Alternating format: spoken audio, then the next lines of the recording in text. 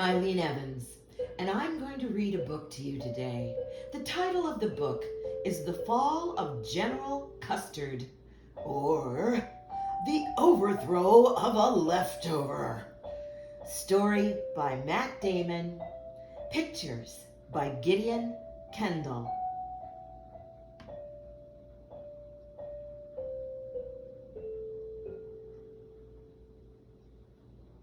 Life in the fridge was quite peaceful and cool, while under Queen Honeydew's virtuous rule. The queen led with fairness and never was cruel to the richest desserts nor the poorest thin gruel. Her food groups were blessed by her wisdom and grace, and each sort of food had its own proper place. The fruits claimed the top shelf as their special space. The next section down was the vegetable base. The middle shelf held an odd mixture of stuff like pastas and cheeses and small pastry puffs. Then below them were meats who seemed rowdy and rough, though deep down inside they were tender, not tough. On the bottom shelf sat the desserts and the treats, who were mostly well known to be kind, gentle sweets. Each shelf was well kept, each was tidy and neat, with all foods well sheltered from dryness and heat. One bright summer morning the door opened wide. A new jar of cherries was welcomed inside. "Come live on our shelf, come live on our shelf," the friendly fruits cried. So the cherries were placed by the olive jar's side. When a cherry named Rosalind came out to play, an olive named Romeo shouted, "Hooray!" They bounced with each other and then rolled away to play hide and seek on the fruit salad tray. "Romeo, Olive, you're playful and fast, but why are you salty?" the sweet cherry asked. "I'm stored in a brine," he said, "so I'll last. But like you, I grew on a tree in the past." Well, it was a wonderful welcome surprise when both of these fruits, with their very own eyes, saw they'd made a friend of the same shape and size. But then they heard shouting and loud, angry cries. A leftover custard was making a fuss, wielding a sword and making threatening thrusts. "I'm General Custard, the infamous, and I say the cherries belong down with us. Sweet maraschinos, I think you should know, belong on desserts for good taste and good show. So, Queen, I demand that you send them below, and if you do not, I declare you my foe." This grumpy old Custard was mighty upset. These cherries were foods he was greedy to get. If on top of his filling sweet cherries were set, he was sure to be known as the best dessert yet. The queen then replied from her high royal seat, "Old Custard, you're different from most other treats. Perhaps you were cooked at an unwholesome heat. It seems that your feeling is bitter, not sweet. Maraschinos are sweets, that is partially true, but truth can depend on a food's point of view. Now, I say the cherries may choose what they do. Since they say they're fruits, I declare they're fruits too." Old Custard fell silent, then slipped out of sight. But he spoke to the sweets on that very same night. "The queen isn't fair, and she doesn't rule right. We sweets have been cheated, and now we should fight. We must stop this problem right down at its roots, or there'll be a day when all sweets are called fruits. Let's thump this ripe melon and give her the boot. Then I'll be the king all the fruits must salute." Up to the meats, Custard shouted his speech. "The next thing you'll know, the queen's wisdom will teach that a sausage is squash and a burger's a peach. Come fight with me, mates, I do beg and beseech." The meats were all swayed by his strong point of view. They cried out, "Hey, a food fight is long overdue." The sweets, they agreed, "It is true, it is true.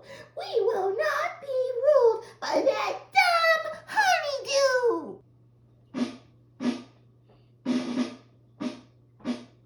A bologna brigade with a pie and a prawn snuck up to the fruit section just before dawn. They food-napped the cherries with boldness and brawn.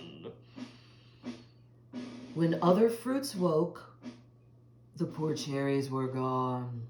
The queen wasn't one to use soldiers and troops. She preferred to have peace among all the food groups. But that day she declared, "I must whoop my war whoop, for the cherries are food-napped by vile nincompoops." They belong on the bottom shelf. That's where they belong. Like, Custard knew for 1 more minute stay on the top shelf, it says, because Custard knows. No, they belong on the bottom shelf. They are sweet. A war was declared. So the foods did divide. The sweets and the meats were on old Custard's side, while most other foods let the queen be their guide. Some terrified turnips decided to hide. Now, Romeo Olive, that shiny round lad, was a little bit scared, but mostly just mad. He thought to himself, "Oh, egad, this is bad. Food fights are awful and wasteful and sad." He knew that most foods were quite decent and kind.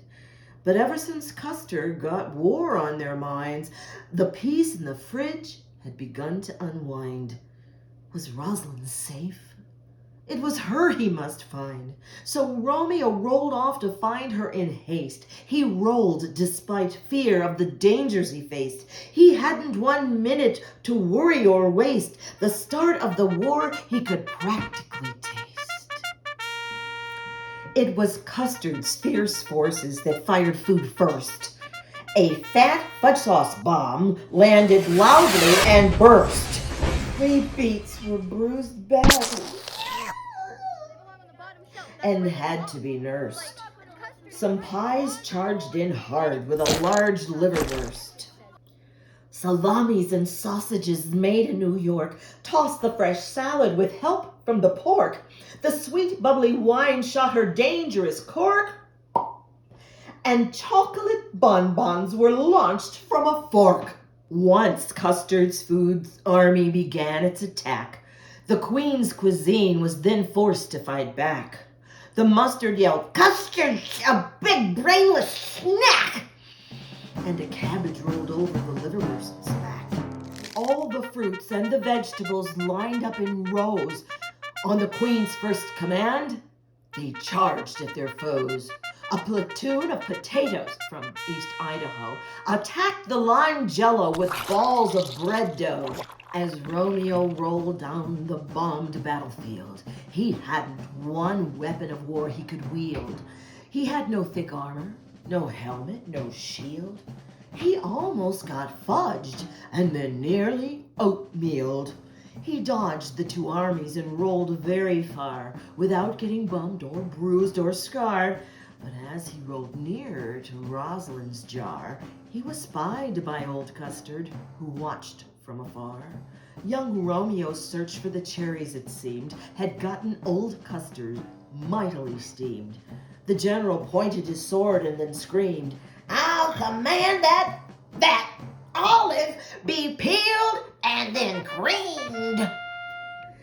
Now Romeo's fate looked much worse than grim. As the meats and sweets were gathered round him, the chance for escape was far slimmer than slim. Then Rosalind leaped from the cherry jar's rim. When she landed, she shouted so all foods could hear, "Beside this brave olive, I'll stand firm and near. I'm a sweet and a fruit, that is perfectly clear. There's no reason why innocent foods should be smeared. We food groups have different shapes and tastes, and no fears in our hearts which old Custard has placed. But look, we're fact must be faced that mashing each other is simply a waste. We must all refuse to take part in his game. Should foods fight a war so that Custard finds fame? Well, I say no way!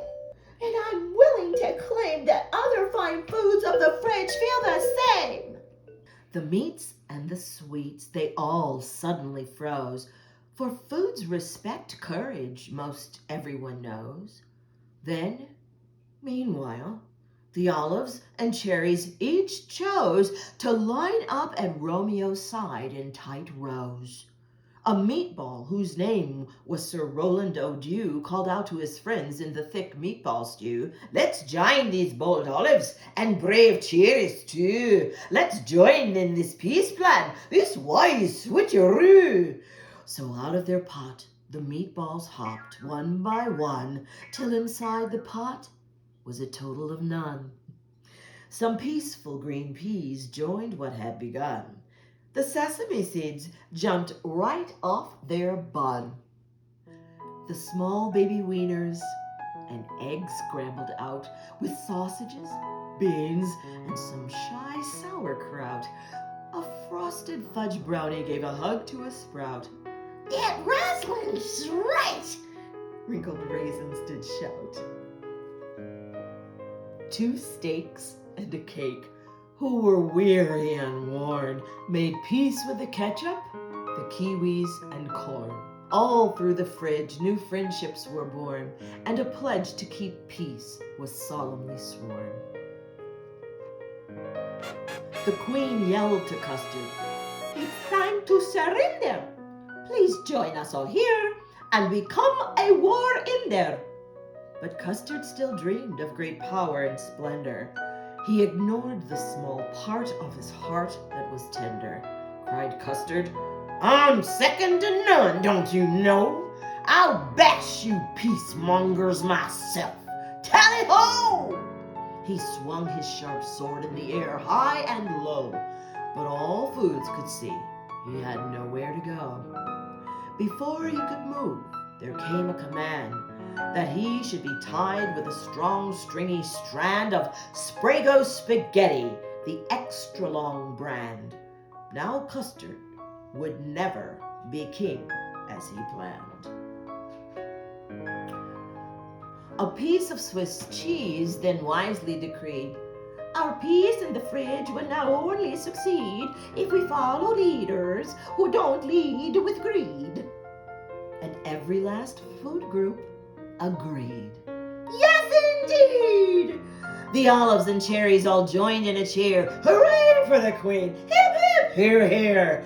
Then Romeo spoke in Rosalind's ear, "You're a very brave cherry, a heroine, dear."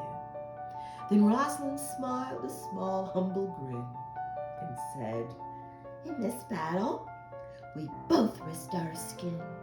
We proved we are friends through thick and through thin, and showed stopping the war is the best way to win."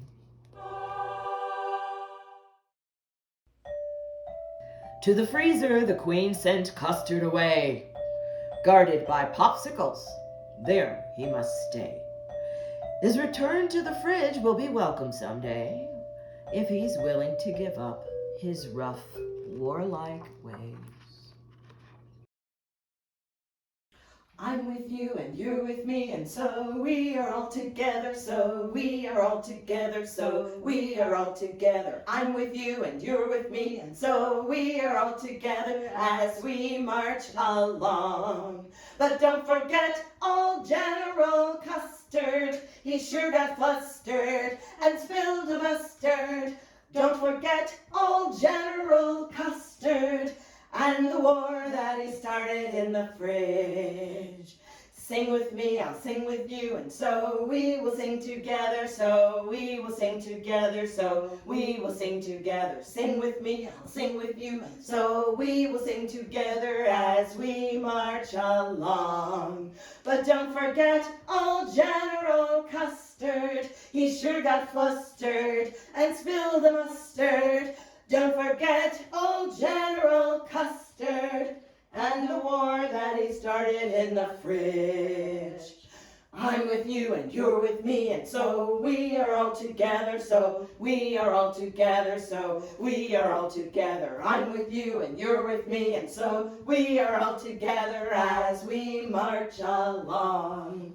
But don't forget old General Custard, he sure got flustered and spilled the mustard. Don't forget old General Custard and the war that he started in the fridge.